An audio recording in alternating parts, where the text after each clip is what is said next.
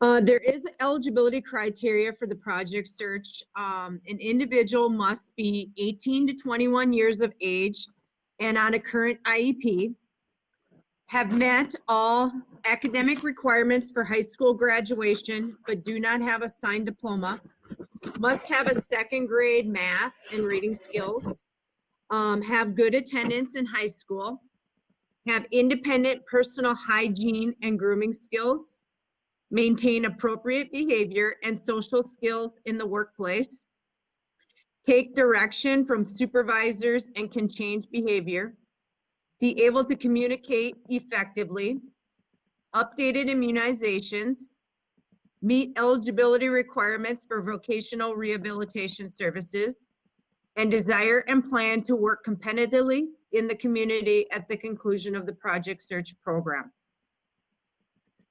There's application process for admittance into the project search program. Tony's sharing this screen right now.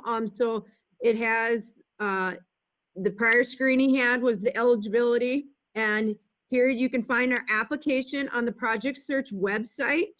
If you go to type in Southwest West Central Service Cooperative under programs and services, you will see project search.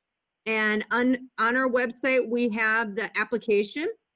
You can applications need to be sent to Tony Miller by January 11th. Once all applications are in, we will set up an interview with each person that applies to the program. The interviews will be scheduled sometime the first week in March. The interview process will most likely be online this year. We will provide all applicants with the interview questions and the details for the interview. And once we have interviewed all the applicants, we will let the students know within 1 week of the interviews whether they've been accepted into the project search program.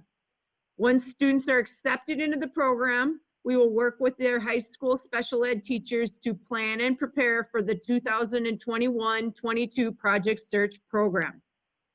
So Tony's kind of going through and showing you what the application process looks like. And just the parts that can be completed.